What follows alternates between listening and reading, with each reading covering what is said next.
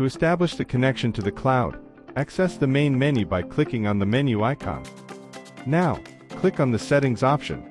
Now we will access the Wi-Fi section to make the connection. Now go to Wi-Fi settings. The system will ask for a password. We will have to leave it clear and click on OK.